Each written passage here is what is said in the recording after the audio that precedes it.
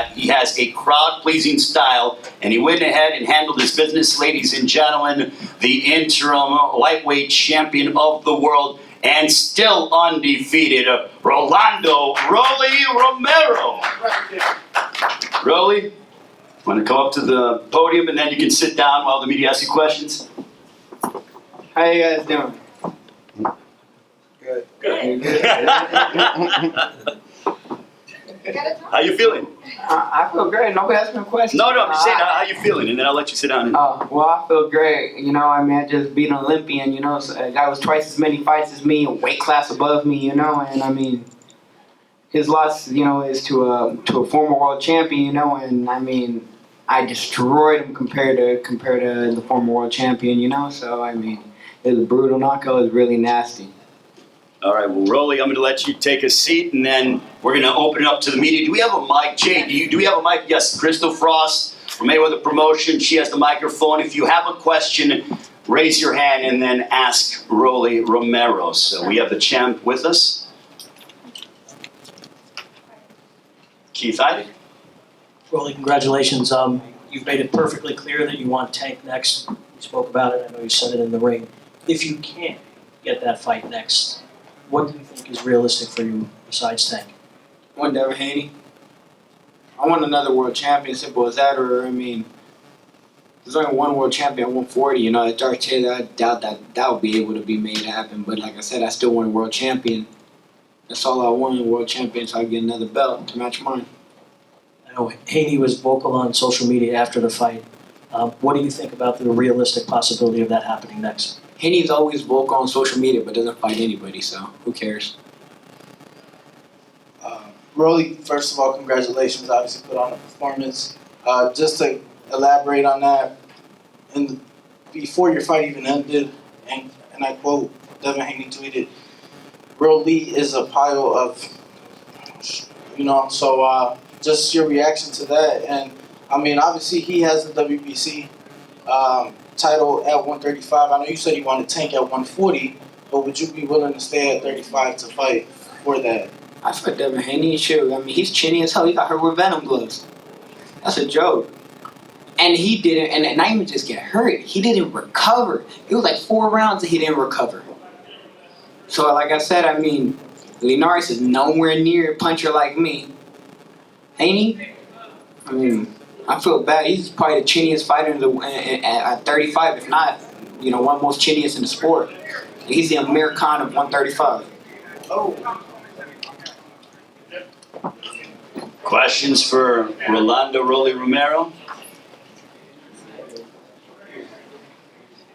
Rollie, obviously you possess power in both hands. How much stronger do you think you'd be at 140 if you presented that Tank fight? I mean, way stronger. I mean, I'm a big boy for 35, but I mean, sure, I just fought a 140-pound Olympian and giving him an extra 5 pounds, you know?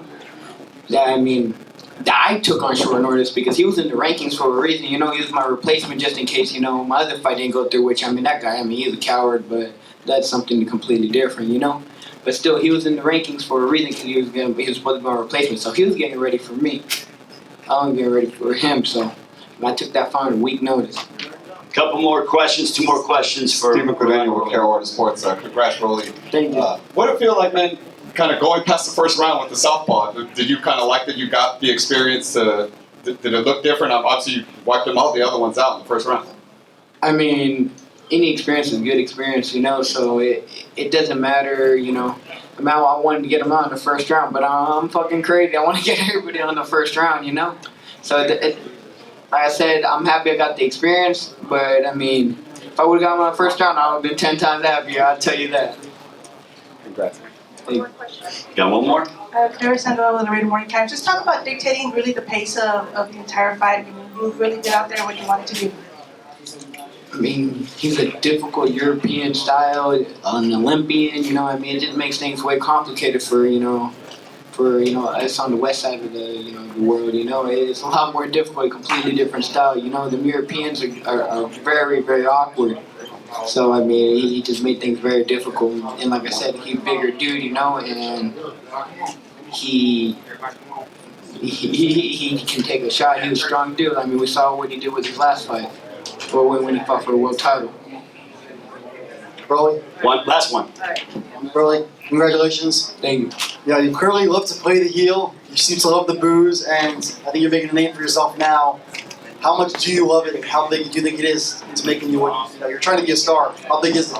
I mean, I'm already a star. Sure, every time I go anywhere, everyone always treats me, like I'm a star. And I back up everything I say. If I say I do something, I'm gonna do it. And like I said, nobody can say I'm a coward or anything. I'll take fights. It's like I said, most people want to take a fight with somebody that's an entire weight class above them, but I did it anyways. I didn't care. You called out Tank Davis following the fight. Obviously, you're both new to the promotion, so it should be easy enough to A make. very easy fight to make. But if it's not next, what step-up fight do you want? Who do you want to step up and fight? Sure, I mean, a former world champion. There's Devin Haney, currently, there's Jorge Linares. So, I don't like that motherfucker, but, All right, well, congratulations to Rollie Romero on the victory. Give it up for him. And now, congratulations to Rollie Romero. Thank you so much, Rollie. Enjoy your victory. Now we're going to bring up Jermell Charlo.